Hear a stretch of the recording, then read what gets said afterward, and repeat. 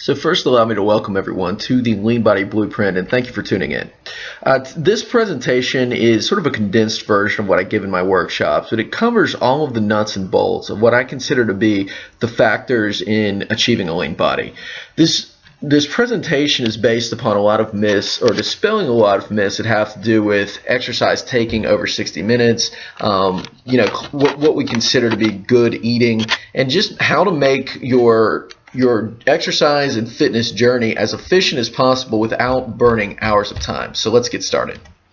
So these are a couple images that come from The Biggest Loser. All right, and this is a show that is very popular today. A lot of people cite The Biggest Loser as an inspiration for their weight loss journey, and I think it's a great thing from the perspective of it gets people excited about fitness. It shows dramatic transformations, and the amazing thing to me is that all of these people go from the picture on the left, okay, which is day one, to the picture on the right in 12 weeks. So we're talking about anywhere from 100 to 250 pounds of weight loss on average, in a period of span of 12 weeks, and that's physically amazing. So there's no doubt that these pictures are amazing. The show produces dramatic transformations. My question though is, are these things authentic? And as we look at a couple other pictures here, this is a guy who, again, in 12 weeks, he goes from somebody who looks as if he's wearing a keg to a fairly lean and muscular individual. And my question is not, does this show get results? Is this a success from the perspective of, getting down and getting lean? But is this realistic for most people? And is this potentially discouraging, if this is the standard that you're comparing yourself to?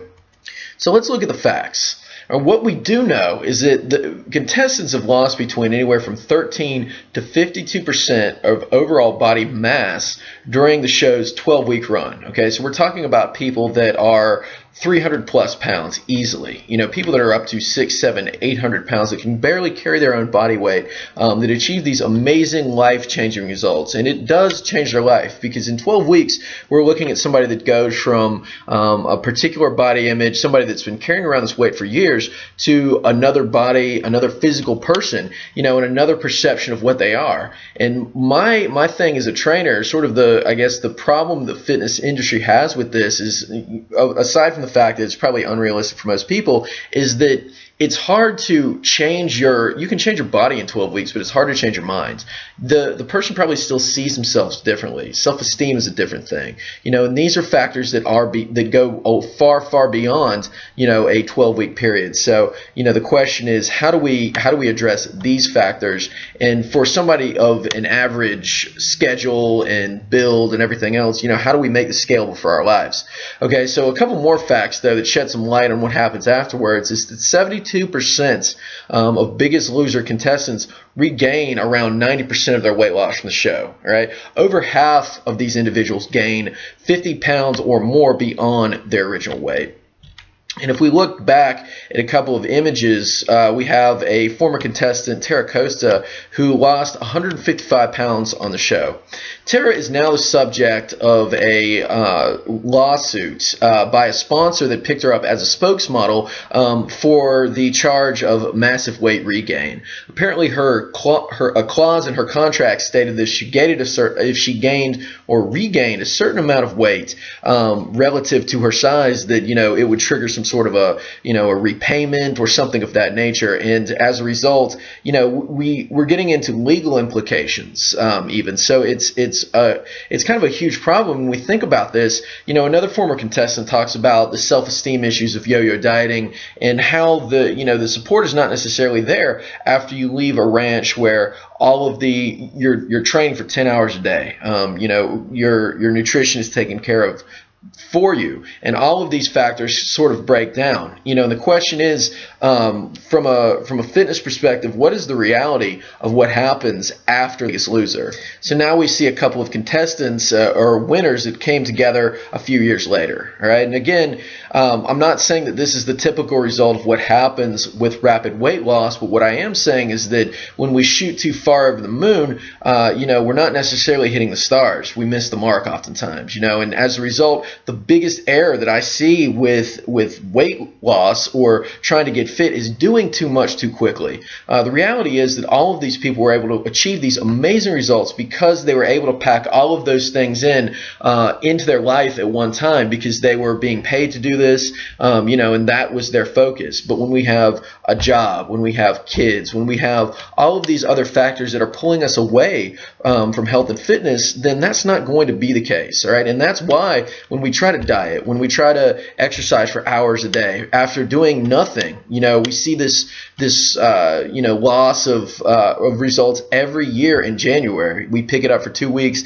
and then we drop it again for a year because we become discouraged. And what this presentation is all about is making this scalable for your life, and that's the biggest thing. That truly is the secret. So now let's think about some reasons why diet and fitness fail. All right, and there are far more than are listed here in this slide, but these are the things that I see most often as the common disconnects. Beginning with, and for me the most important one is schedule. All right, the reality is if you sign up with a trainer and you're not actually there to train with them because your kids are keeping you away, or you travel all the time for business, then you just wasted whatever money that you invested, or joining a gym or what have you. So for a lot of people, the objection that I get is that there's simply no time to exercise. Okay, and that's largely true if we view it from a traditional sense. If you have to be in a gym, if you have to be in a specific place or exercise a specific time, that's always going to be an issue for you. Okay, and that's often the disconnect.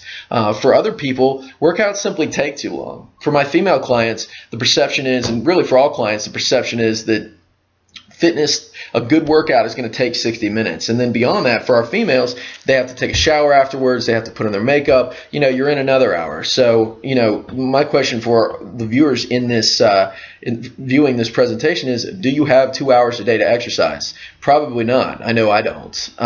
So the solution, which we'll talk a little bit about, is just making it a little bit more scalable. How can we fit 60 minutes into 10 to 15 minutes and make it as effective? And there really is a way.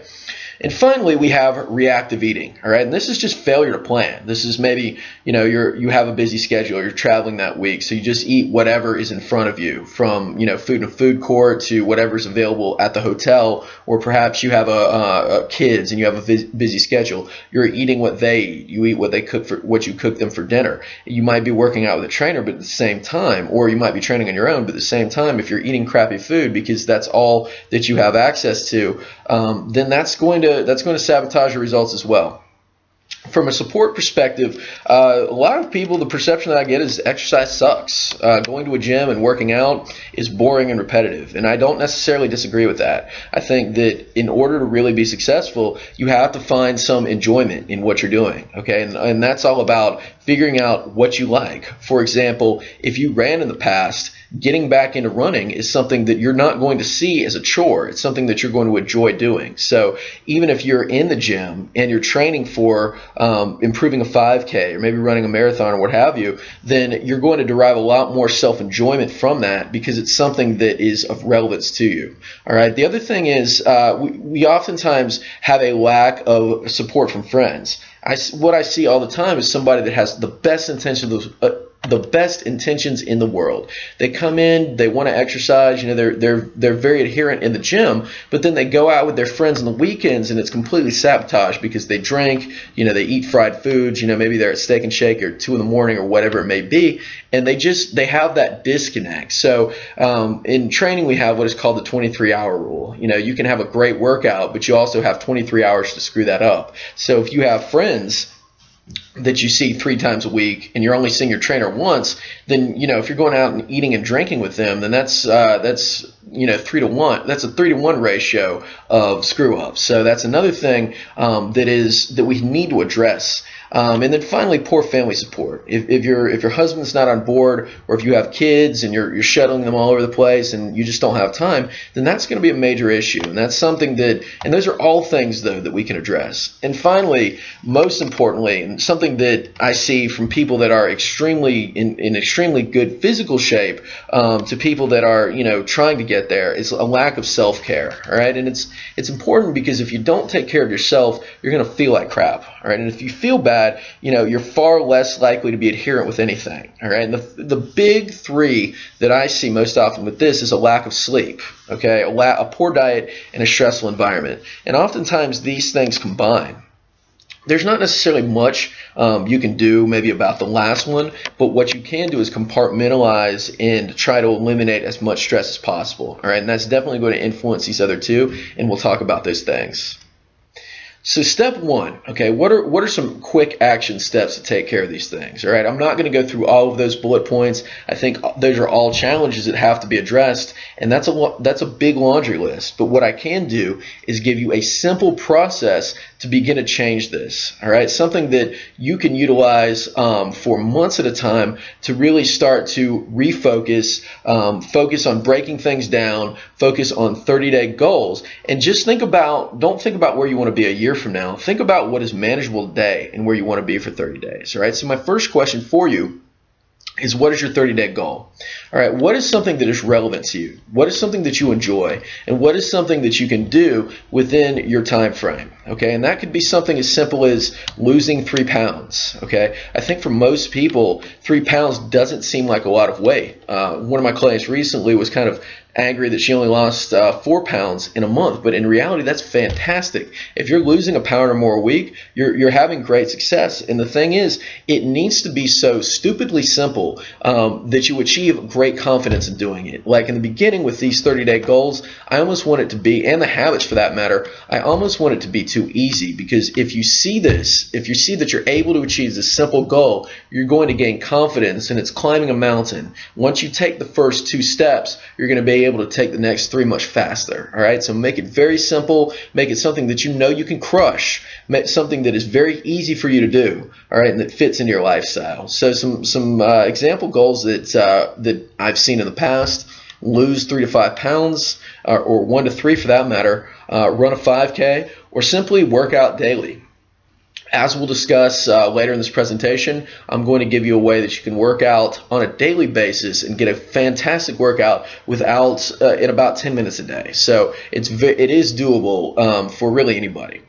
Number 2 is, what is your habit? Okay, and we have all of these things. Going back to the last slide, we have all of these things that keep us from our purpose, keep us from where we want to be, from a lack of sleep to maybe you're drinking sodas in your diet to whatever it may be. And what I challenge you to do is write these things down. All right. In your opinion, what are the things that are keeping you physically and mentally from being to where you want to be with your body? Okay. Based upon those things, I want you to write down one thing that is the easiest thing to change now. Okay. That doesn't necessarily have to be the most ambitious thing on the list. In fact, I don't want it to be. I want it to be the easiest thing that you can change. And again, it's just like above. I want it to be so stupidly simple that it's very manageable within your lifestyle. You can make that one change, and that's what you're focused on. You're not worrying about, being on a low carb diet. You're not worried about anything other than these 2 things. Okay, this is my goal for the month. This is my habit for the month. If you can do those things, you're going to see how much progress you can get out of that.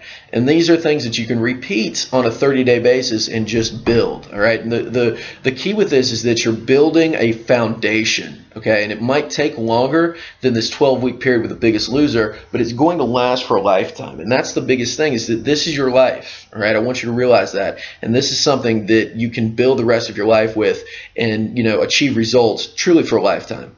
So some criteria for both goal setting and habits. Number 1 is that we want our goal setting to be time sensitive. Right? It needs to be able to occur within this 30-day process. So maybe if you're not currently running and you say, I'm going to run a marathon on day 30, that's probably not realistic. But by the same token, if you're currently running and you want to run your first 5K, I think that's a great goal.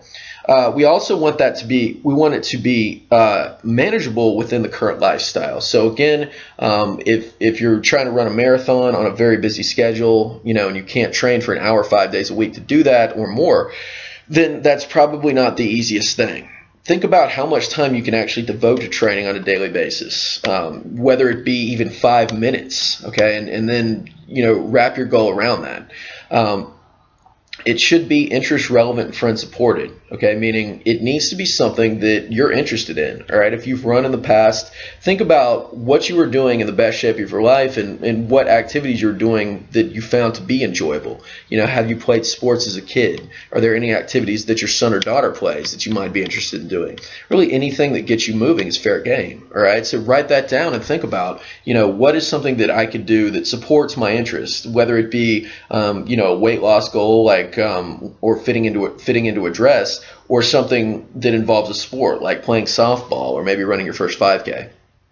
It should also be friend supported. All right, we'll talk about a way to kind of find that, but you always need to have people doing it with you. You need to build a support team, people around you that are doing the same thing and that you can share your struggles with. I think that's extremely important, and it's definitely something that is going to help you to keep perspective as this goes along. With habits, it's pretty simple. What is your easiest thing to change now? Okay, it shouldn't be something that is incredibly difficult or something that is a complete 180 from your lifestyle. That could be something as simple as maybe cutting out 2 Cokes a day. All right, but make it very simple and crush that habit. All right, make it almost too easy. It should be a 9 out of 10 in terms of your ability to follow through. If you're like a 5 or a 6, if it's a maybe, then you won't do it. That's the bottom line. So make it easy and make it something that you can build upon, and then move on to your next habit. Solution step number 2 is to shrink down perception. All right, the reality is that exercise only takes 10 minutes per day. All right, we can either go long or we can go very hard. If you're doing 60 minutes of running, for example, you're going to have to go at a pretty slow pace in order to maintain that. But if you ran for 5 to 10 minutes, you could really sprint and get your heart rate up as high as possible, because you're not going to be sustaining that for very long. All right, and that's the concept of our 10-minute circuit idea. We've put together circuits that are 10 minutes in length. They're extremely intense, and they have the intensity necessary to get what you need from a 60-minute workout. So we condense that 60 minutes into 10 just by increasing the intensity. I want you to think about working as hard as possible during that time, and you're going to get great results. But in order to do so, there's a couple things that we need to think about. Number 1, set aside 10 minutes per day. Okay, sit down with your planner at the beginning of the week, and if you're busy, that's going to change, and think about, what are 10 minutes per day that I can devote to this? Maybe it's between a meeting. Maybe it's the first or the last time during the day when you wake up or when you're going to bed. Whatever it may be, it should be at a time where your beeper's not going to, your beeper, who has that anymore? Your cell phone is not going to go off, you're not checking Facebook or whatever it may be. Okay, so usually with a lot of our clients, this is going to be first thing in the morning or last thing at night. I'll have clients that put their kids to bed and then literally knock themselves out by doing their circuit and then going to bed. So there's a lot of different ways that you can do that, but just think, what is a time that I can do this thing and push myself to the utmost without having to stop. All right, focus on that activity only, and you're going to get great results. And pencil in a workout like appointments. If you have time between meetings from 11:30 to 12, write in your workout for 11:40. Close the doors and just turn off your cell phone and just hit it hard. There's always a way to do things, and I think that on a weekly basis, just schedule them on days when you have time. And it's really that simple. From a nutritional perspective, we will provide you a simple program, but what I would advise you to do is set aside Sundays to plan. Do your shopping, put together basic meals that you can use during the week, or if you're going to be traveling, look at some menus of places that you're going to be staying.